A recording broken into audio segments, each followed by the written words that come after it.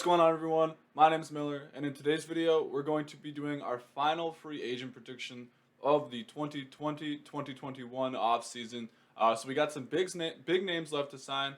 There's not too many. I mean, there's still tons of free agents. A lot of the big names have signed, like George Springer, DJ LeMahieu, JT Realmuto. Those guys have all signed, but there's still a good amount of people out there that are going to be impactful free agents for teams. So we're going to get into that. But as always, leave a like down below if you like this kind of content. Lets me know you guys want to see more of it. Comment down below where you think these free agents are going to go. And hit that subscribe button if you're new. Helps me out a ton. We're giving away a free MLB jersey and a free copy of MLB The Show 21 when I hit 100 subscribers. So stay on the lookout. Hit that notification bell so you don't miss when any video goes live. And I also started a podcast called the Diamond in the Rough podcast. Those links are going to be in the description below. So go check it out if you haven't. And let's get into our free agent predictions. So our first free agent prediction is, of course, the biggest name left on the market, Trevor Bower. He's got Trevor Bower is kind of an interesting case. A lot of the league doesn't like Trevor Bauer.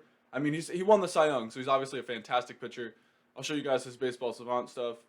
He's incredible, obviously, but I don't really know what he's going to do. I mean, it was reported before he was a free agent that he wanted to sign a one-year deal, but I don't really expect him to do that. So I expect him to go to the Mets, and I expect him to sign for an average annual value, so about $30 million a year, somewhere in that range. It'll probably be a shorter-term deal, like 3 to 4 years, not like 6 or 7 or anything like that. I don't know. I don't really exactly know what Bauer wants or what the Mets are doing. But I think the Mets could definitely use Bauer, and I like him on that team. With DeGrom, Bauer, Syndergaard coming back later in the year, Stroman, and then they've got some depth pieces. They would have an amazing rotation, and I think Bauer would put them over the top as probably the favorite in that National League East division, which is probably the best division in baseball. So, and the Mets still have room in their payroll, and they have the richest owner in baseball in Steve Cohen. So I think this deal makes a lot of sense for them as an organization, and I kind of want it to happen. I mean, I'm a Yankee fan, but I like when the Mets are competitive, and I think they should go for it. Absolutely. So our next guy, another starting pitcher, is going to be Jake Odorousi, and my prediction for him is the Toronto Blue Jays. Toronto obviously needs more starting pitching, and he's a solid number 2 or 3 for them behind Hyun-Jin Ryu, and the Toronto rotation kind of has a lot of question marks after Hyun-Jin Ryu. I mean, they have Nate Pearson, who's a top prospect, but we don't really know exactly what to expect out of him yet. He hasn't really pitched in the majors all that much.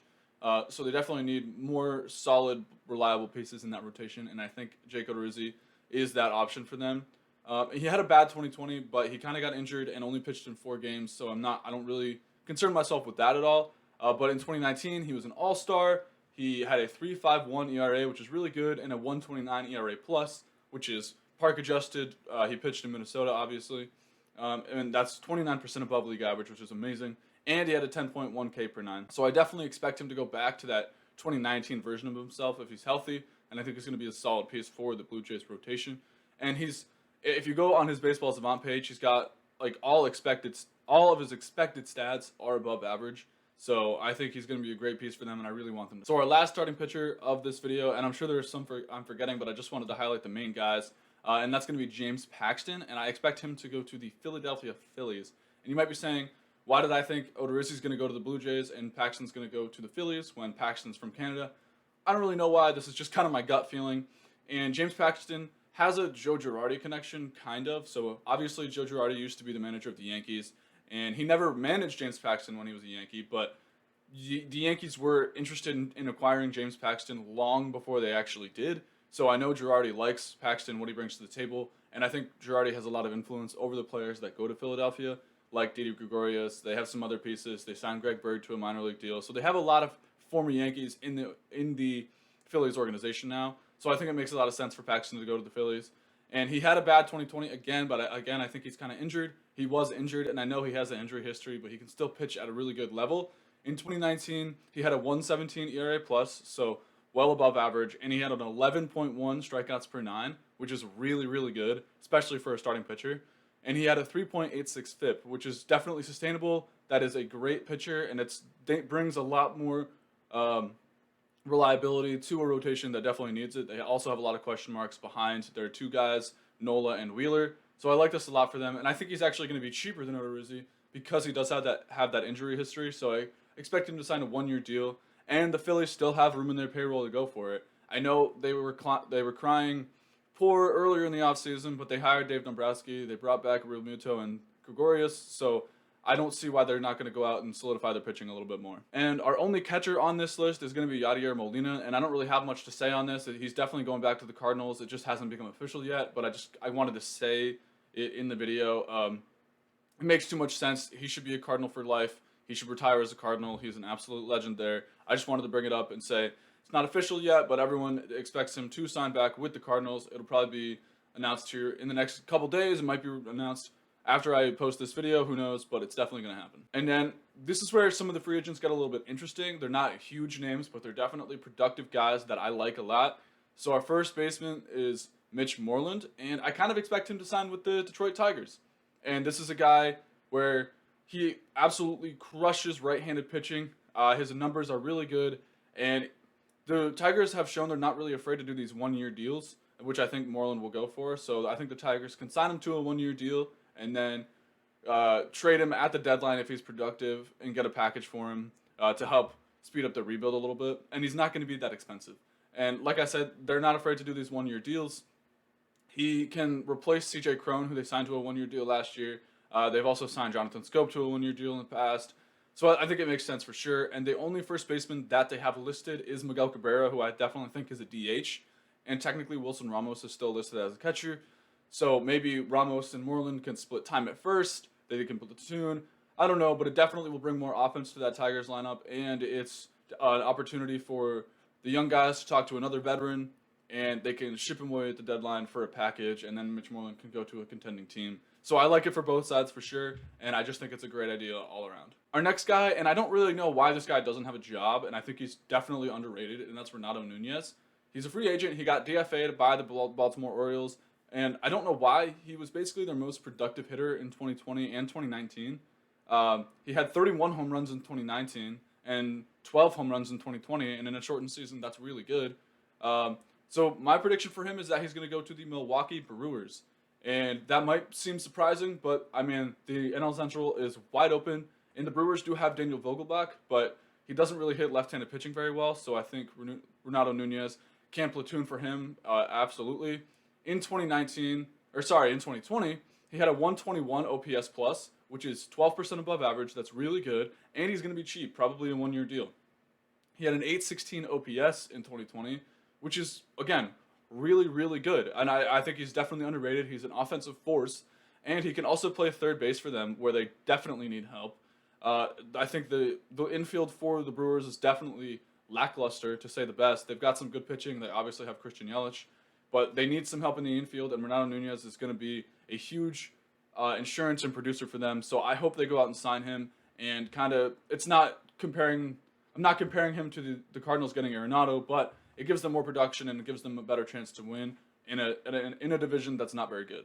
So I like that deal a lot for the Brewers. And next up, this is probably my favorite deal of the video, and it's kind of surprising.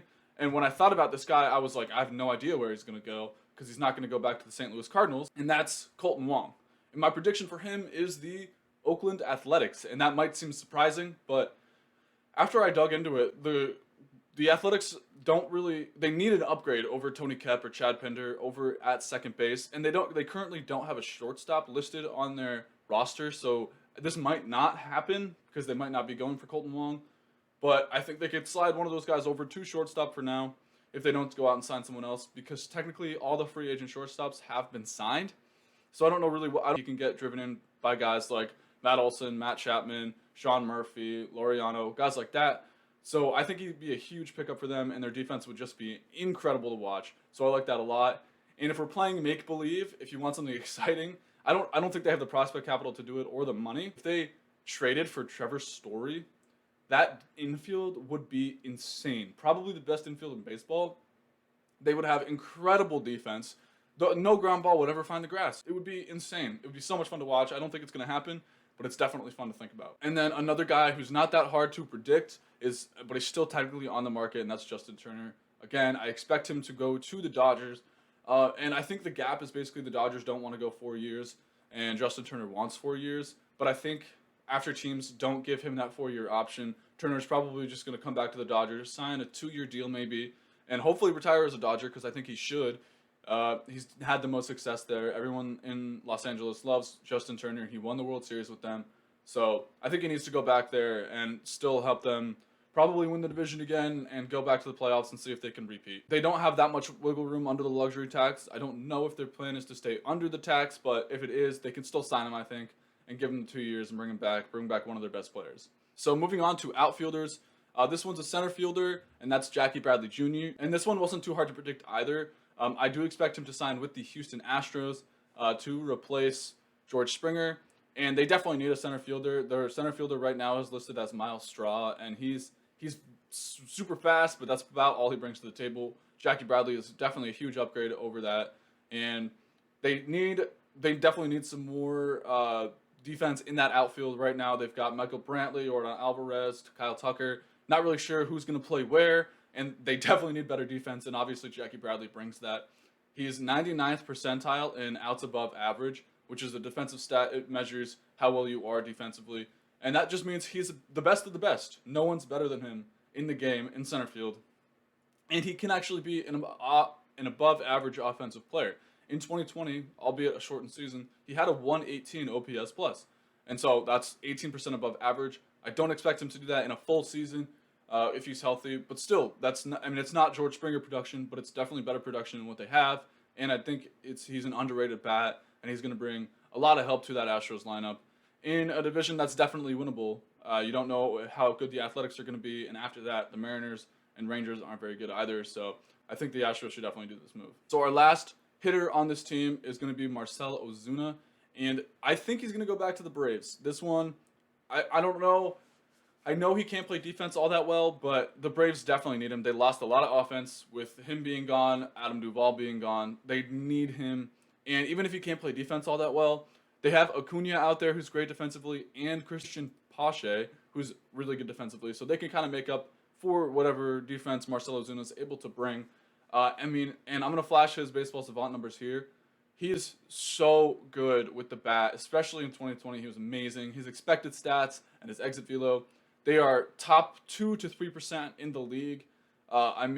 There's not much better than what you can get from Marcelo Ozuna in 2020, and I expect him to be just as good in 2021. I don't see why he can't be that player again for them, and they definitely need it, especially if the Mets go out and sign Trevor Bauer. The Braves need more offense on that team. They've already got a good lineup, and I know they have a really good rotation, but they need to compete with the Mets and try and win that division again, and that division is going to be super competitive. So I do think they should go out and sign Ozuna. And just listen to these stats. He had a 175 OPS plus, so 75% better than the rest of the league. 1.067 OPS, that is elite level of production, and a 636 slugging, which is way above average, amazing. And then a 338 batting average for those of you who like that. There's not much better than what Ozuna got in. There's not much better than the production that Ozuna gave them in 2020.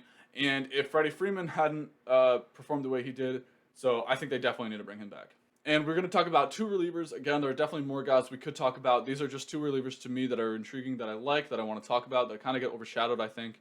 And that first up is Shane Green. And similar to James Paxton, I think he's going to go to the Philadelphia Phillies. And obviously, they desperately need more pitching. They need more bullpen help. They had the worst bullpen ever last year, literally ever, historically. So they need more bullpen help to solidify that and compete in this division. And Shane Green's another guy who does actually have that Joe Girardi connection. Joe Girardi managed him when Shane Green came up with the Yankees back in 2014 or 15. I don't remember exactly the year. He was in that Didi Gregorius trade that sent Didi to the Yankees. So, they kind of have that connection. But I think, all in all, Shane Green is really good. He's got above average expected numbers on Baseball Savant, and he had a 185 ERA plus in 2020, only in 27 innings, but for a shortened season, that's pretty good. I don't know if he's going to be that elite in 2021, but he's definitely going to be a lot better than what the Phillies had. And with that good offense they already have, I think a combination of him and James Paxton can help that team out a ton in 2021 and help them compete. And the last guy we're going to talk about in this one is Trevor Rosenthal, a reliever who bounced back for sure in 2020 with the Royals and the Padres. So MLB Trade Rumors online has him expected to get 2 years for $14 million, but unfortunately with the market how it is, I probably expect him to sign a 1-year deal and then go test the market out again next year if he has a good year. It just makes more sense that way with the coronavirus kind of impacting teams' finances and stuff like that with the CBA coming up after the 2021 season. So my team for him is, again, the Toronto Blue Jays, another team that still needs more pitching, and he would bring more reliability to that bullpen outside of Kirby Yates, who you still don't know what you're going to get from Kirby Yates too. Rosenthal brings a reliable presence to that bullpen, and he has elite baseball savant numbers, expected numbers. They're incredible. I'll show you them now.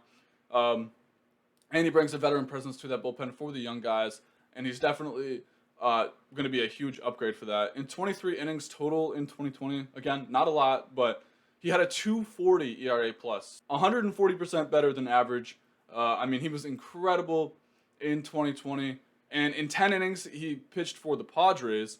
He got traded before the trade deadline to the Padres, and he didn't give up a single run for them in 10 innings. I don't expect him to do that in 2021, but he's going to be really good for the Blue Jays. He's going to help them out a ton, and I like this move a lot. So that's going to do it for us today, guys. Let me know in the comments down below what you think of your free agent predictions. Like the video if you like this kind of content. Let me know you guys want to see more. Hit that subscribe button so you can enter the giveaway. And last but not least, everything's going to be linked in the description below. So follow me on my socials. Follow the podcast. I have tons of content coming your way, and I'll see you guys in the next one. Peace out.